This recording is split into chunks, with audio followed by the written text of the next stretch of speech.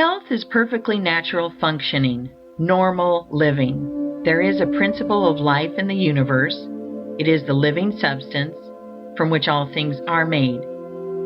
This living substance permeates, penetrates, and fills the interspaces of the universe. In its invisible state, it is in and through all forms, and yet all forms are made of it. To illustrate, suppose that a very fine and highly diffusible aqueous vapor should permeate and penetrate a block of ice.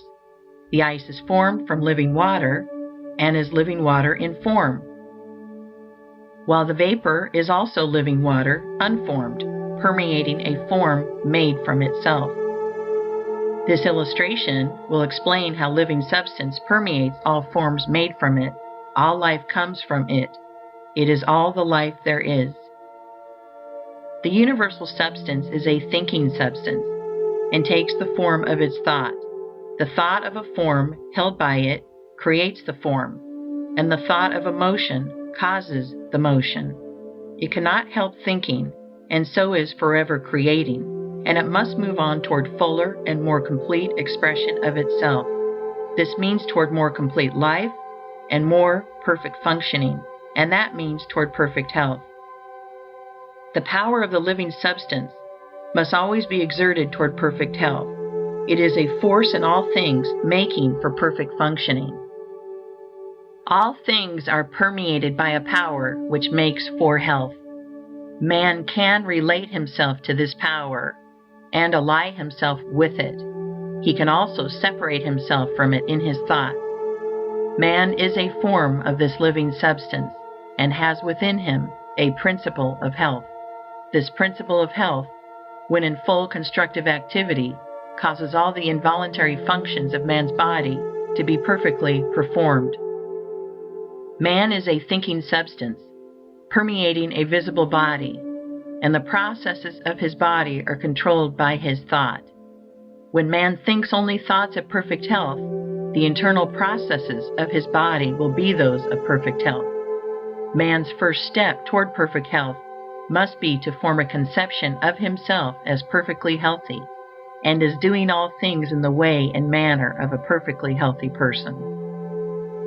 Having formed this conception, he must relate himself to it in all his thoughts, and sever all thought relations with disease and weakness.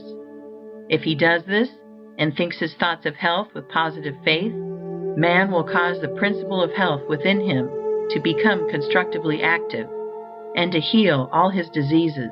He can receive additional power from the universal principle of life by faith, and he can acquire faith by looking to this principle of life with reverent gratitude for the health it gives him.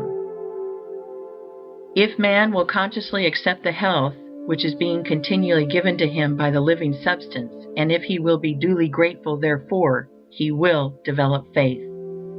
Man cannot think only thoughts of perfect health unless he performs the voluntary functions of life in a perfectly healthy manner. These voluntary functions are eating, drinking, breathing, and sleeping.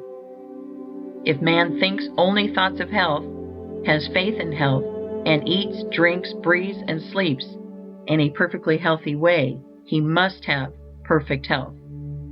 Health is the result of thinking and acting in a certain way, and if a sick man begins to think and act in this way, the principle of health within him will come into constructive activity and heal all his diseases.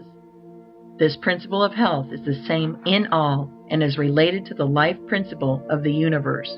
It is able to heal every disease and will come into activity whenever man thinks and acts in accordance with the science of being well.